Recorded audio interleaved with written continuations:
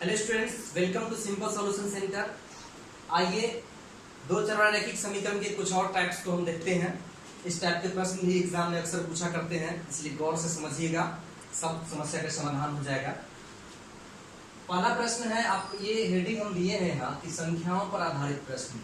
ये अलग टाइप में है कि संख्या पर आधारित प्रश्न रहेंगे, जिसमें से है कि दो संख्याओं का योगफल, यानी दो संख्या का योगफल दिया रहेगा, उनके वर्गों का अंतर भी दिया हुआ है, तो संख्या निकालना है।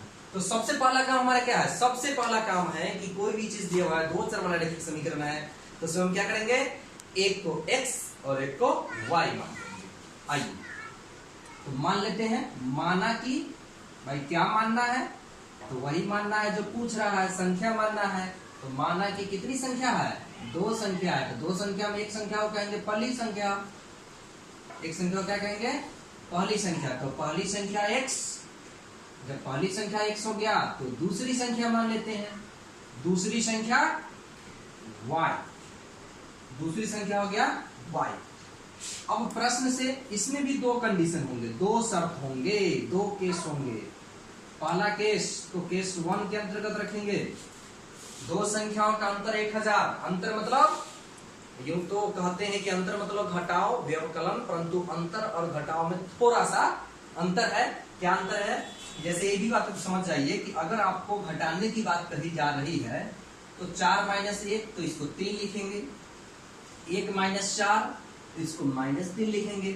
लेकिन आपको अगर कह दे कि 1 और 4 का अंतर निकाले, तो अंतर में हमेशा बड़ा में से छोटा घटता है, ये बात याद रखना है। तो यहां पहली संख्या में x ये है, तो हम मान लिए कि x ही बड़ा है, ये मान के चलिए। बड़ी संख्या x, x हमारा क्या है? बड़ी संख्या है, बड़ी संख्या के रूप में इसको लिए। x बड़ी संख्या है और y कौन सी संख्या है? x बड़ी होगा तो y क्या हो जाएगा? छोटी संख्या हो जाएगा। तो एक संख्या x हो गया और दूसरी संख्या क्या हो गया? y हो गया। यहाँ पर बड़ी और छोटी लेना इसलिए जरूरी है क्योंकि मैंने बता दिया कि बात अंतर का है, तो अंतर में हमेशा बड़ी से छोटी ही घटेगा, जबकि घटाव में जो चिन्ह दिया रहेगा उस हिसाब से आप कर सकते हैं। आइए तो पहला केस में क्या कहा? दो संख्याओं का योगफल। शुरू में तो अंतर भी नहीं दिया है, शुरू में आपको योगफल दिया है, तो चलिए योगफल लिख लेते हैं। x + y = 1000, इसको इक्वेशन फर्स्ट मानते हैं। केस 2 में क्या कहा? केस 2 में आपको कहा है कि केस 2 में है, केस 2 में चलिए बच्चे बीच में डिस्टर्ब कर दिए थे, आइए फिर से कर लेते हैं। x + y यानी योगफल कहा, इसलिए x + y = 1000 मान लिए। और केस सेकेंड में क्या है? उनके वर्गों का अंतर जो दिया हुआ, वर्गों का अंतर, तो अंतर में फिर हम बड़ी इसको माने हैं, तो पहले इसी को लिखेंगे। x² - y² बराबर कितना? 2,56,000 है ना, 2,56,000, ठीक है। वर्गों का अंतर, तो x का वर्ग x² होगा, y का वर्ग y² होगा, दोनों का अंतर है तो घटाव कर दिए। इसको मान लीजिए इक्वेशन सेकेंड। अब एक समस्या तो यहाँ खड़ी हो गई, क्या? तो हम पढ़ रहे हैं रैखिक समीकरण, लेकिन ये तो आ गया द्विघात समीकरण। तो रैखिक समीकरण को द्विघात समीकरण विधि से हल कर नहीं सकते हैं, इसलिए इसको रैखिक में बदलने का प्रयास करते हैं। आइए बदलते हैं। कैसे? आप समीकरण सेकेंड में फर्स्ट से भाग दीजिए, कुछ तो मिलेगा। समीकरण सेकेंड भागा फर्स्ट, तो भाग दीजिए। सेकेंड है x² - y², भागा में होगा x + y बराबर 2,56,000 है, तो 2,56,000 हम भाग दे देना 1000 से। अब यहां भी कुछ बात होगा, 3 0 से 3 0 कट गया, इसमें आ गया ये।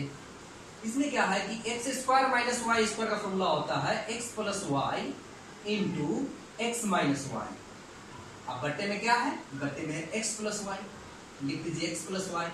अब बराबर में क्या है? तो बराबर में ये कट के बच गया 256, लिख दीजिए 256।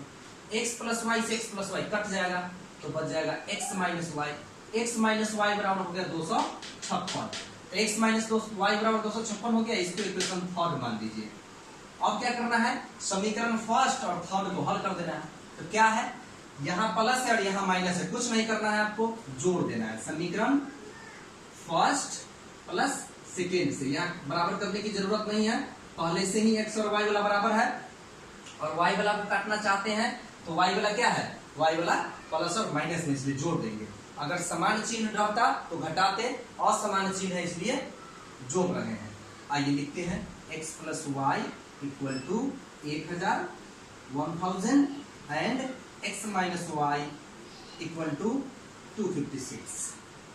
जोड़ना है तो चिन्ह नहीं बदलना है, x x जोड़ देंगे तो 2x हो जाएगा। उसके बाद ये दोनों को जोड़ दीजिए तो क्या हो जाएगा, 1256 होगा।